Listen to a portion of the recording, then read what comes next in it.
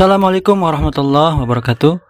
Awalnya saya membeli Xiaomi 13T hanya untuk review saja karena penasaran dengan kamera dan kemampuan IP68-nya. Setelah itu saya akan langsung jual lagi. Tapi ternyata setelah saya pakai selama berhari-hari, saya telusuri semua fitur kamera dan saya juga bermain air bersamanya. Hasilnya cukup memuaskan di luar ekspektasi. Banyak hal-hal baru yang khas yang saya temukan di HP 13T ini. Sehingga sampai 3 bulan ini saya masih belum mau menjualnya karena ketagihan dengan fitur-fitur yang dibawanya. Bahkan rencananya ingin saya jadikan sebagai daily driver menggantikan Samsung S21 Ultra saya. Namun ada isu yang kadang suka dikeluhkan oleh beberapa user, yaitu baterai agak boros dan kameranya berembun. Nah, seperti apa solusinya? Kemudian fitur-fitur apa saja yang ada di kamera dan galerinya? Yuk saksikan terus videonya. Saya suka dengan kamera 3 di belakang Xiaomi 13T ini karena dituning oleh Leica yang bisa menghasilkan foto khas Leica tentunya. Baik foto normal maupun potret sama bagus hasilnya. Hasilnya tajam, warnanya khas. Karena emang kita diberikan banyak pilihan mode filter dan beraneka ragam pilihan editing warna. Biasanya saya kalau moto pakai HP saya yang Samsung, tinggal foto aja ya, terus hasilnya di-share. Tapi kalau pegang 13T ini beda, bikin penasaran sama hasil fotonya yang sudah diedit dengan filter-filter bawaan dan pengaturan warnanya. Begitupun hasil videonya saya rasa paling stabil di kelasnya, menghasilkan warna dan ketajaman yang natural. Tapi dengan catatan harus dengan format 4K 30 fps dan cahayanya benar-benar cukup.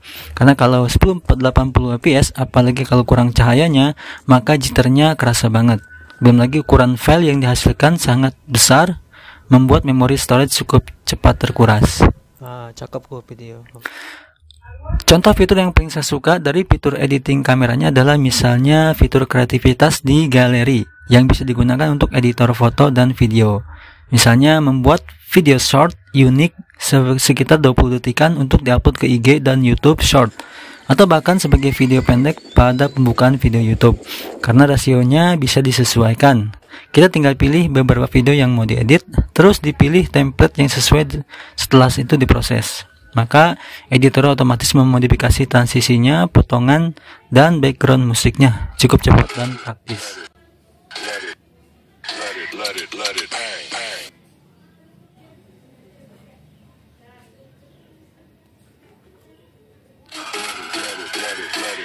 Let it bang, bang.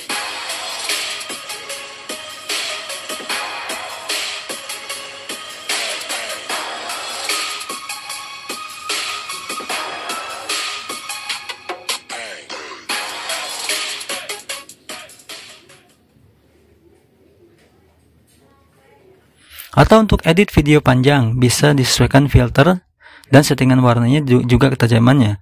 Fitur ini mirip seperti aplikasi editor video lain pada umumnya yang bisa memotong, menambahkan musik dan video, meskipun tentunya masih sangat simpel. Yang kedua, mengcrop gambar orang untuk kemudian diubah backgroundnya atau dipindahkan ke background foto lainnya. Kemudian bisa diatur juga jumlah gambar orang yang akan dihilangkan dan yang akan ditampilkan. Keren ya. Terus membuat klip foto dengan pilihan template yang banyak dengan durasi sekitar 10 detik.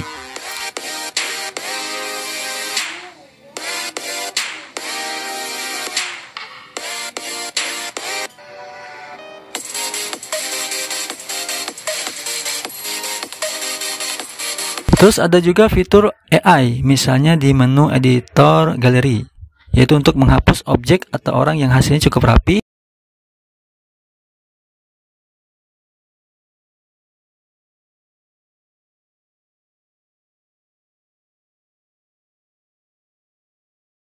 Mengubah tampilan foto dengan jenis langit yang berbeda sesuai dengan waktunya.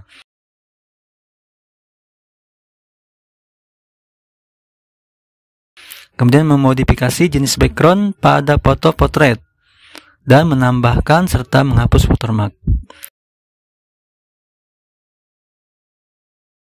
Terus fitur lainnya juga yang tak kalah canggih, yaitu kameranya bisa digunakan untuk scan foto tulisan kertas menjadi sangat rapi. Terus bisa menerjemahkan bahasa asing pada satu halaman kertas sekaligus, sangat membantu bagi yang lagi belajar bahasa asing. Salah satu kekeliruan yang disebarkan secara keliru oleh orang-orang barat ke seluruh dunia adalah bahwa deklarasi hak asasi manusia sudah ada sejak revolusi Perancis yang terjadi hampir 200 tahun yang lalu. Fitur lain yang tidak ada di HP merek lain adalah Xiaomi 13T bisa memindahkan data dari HP ke harddisk eksternal, bikin folder dan mindahin folder data yang ada di harddisk. Pertanyaan berikutnya yaitu bagaimana membuat Xiaomi 13T ini baterainya bisa lebih awet. Nah, saya punya trik di settingan bawaannya yaitu agar HP-nya itu bisa lebih awet, bisa menambah SOT 1 jam lebih ya. Misalnya yang pertama, kartu SIM dan jaringan seluler. Kalau yang terpasang 2 maka dimatikan 1. Terus pilih tipe jaringannya, prioritasnya adalah 4G. Terus ubah refresh rate-nya menjadi 60 fps. Terus pilih hemat baterai pada semua aplikasi. Di penghemat baterai menjadi dibatasi aktivitas belakangnya, kecuali yang benar-benar urgent ya seperti WA. Nah, dengan settingan itu saya masih bisa dapat SOT 6-7 jam ya, tergantung pemakaian. Itu masih bisa dibilang hemat karena ada fitur lain yang tidak dibatasi, yaitu saya menggunakan full data, tidak ada wifi-nya. Terus untuk layarnya pakai mode putih, bukan mode hitam, mode atau mode gelap ya. Terus kecerahannya saya setting otomatis, serta always on display-nya hidup terus ya, karena ini yang saya suka dari layar AMOLED. Fitur utama yang paling saya sukai adalah tentunya IP68. Kebetulan hobi saya adalah bermain ke tempat wisata bernuansa air gunung seperti kolam dan curug. Apalagi kalau bawa bocah, HP-nya bisa digunakan untuk basah-basahan. Jadi fiturnya sangat pas dan kepake banget buat liburan saya. Dari awal beli HP ini sudah sering saya ceburin ke air dan sampai sekarang ternyata masih normal jaya. Namun tentu saja ada hal-hal yang perlu diperhatikan kalau Xiaomi 13T-nya ini ingin diajak bermain air. Yaitu yang pertama, mengenai arti dari IP68. Kira-kira adalah HP-nya sudah bisa bertahan di air pada kedalaman 1,5 meter selama 30 menit. Tapi pengujiannya hanya dilakukan di lab khusus di mana kondisi airnya benar-benar alami dan tenang, alias tidak ada aktivitas sama sekali, baik air maupun HP-nya. Sedangkan kemampuan ini tidaklah permanen karena kualitasnya akan menurun seiring berjalannya waktu dan pemakaian. Nah, dengan kondisi ini maka diharapkan ketika HP-nya gak sengaja di kehujanan, jatuh ke air dan ketumpahan maka tetap bisa bertahan karena pengetesannya bahkan lebih ekstrim dari semua itu. Lalu bolehkah dipakai aktivitas berenang, misal foto-foto atau ambil video dalam air?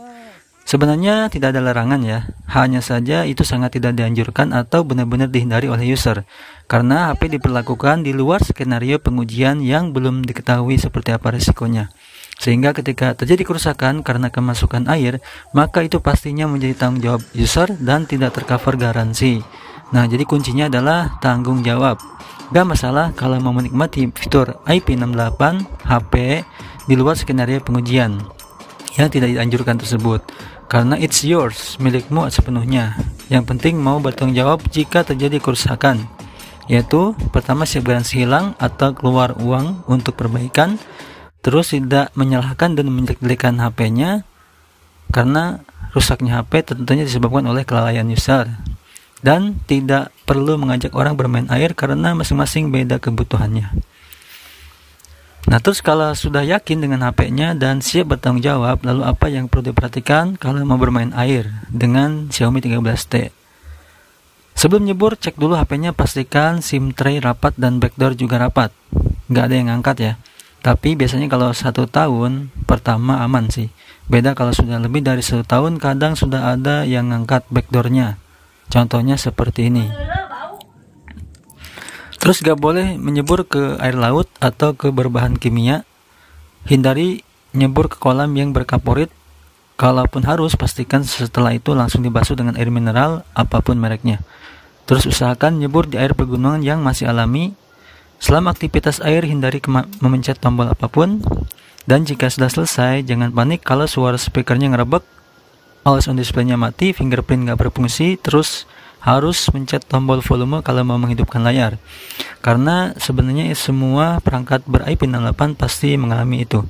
Biarkan saja, jangan dikucek-kucek HP-nya, ntar juga normal sendiri dalam hitungan jam. Semakin alami airnya, semakin cepat pemulihannya.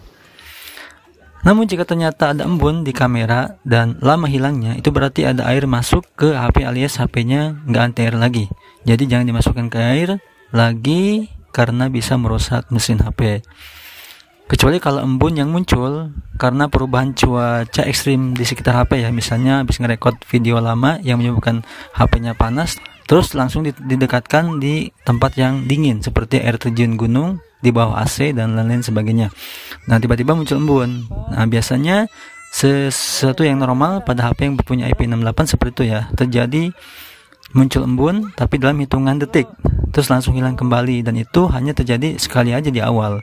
Setelah itu nggak pernah muncul lagi. Kalau emang ternyata berembunnya nggak hilang-hilang padahal nggak pernah dimasukkan ke air, nah itu beda lagi ya. Itu baru perlu dikonsultasikan ke service center untuk dilakukan perbaikan. Jadi itulah pengalaman saya 3 bulan bersama Xiaomi 13T. Worth it enggaknya, coba dulu aja biar nggak penasaran. Kalau nggak puas bisa langsung dijual lagi. Karena sekarang aja HP-nya udah menjadi barang goib saking banyaknya peminat. Itu aja review dari saya setelah 3 bulan lebih. Semoga bermanfaat. Terima kasih. Assalamualaikum warahmatullahi wabarakatuh.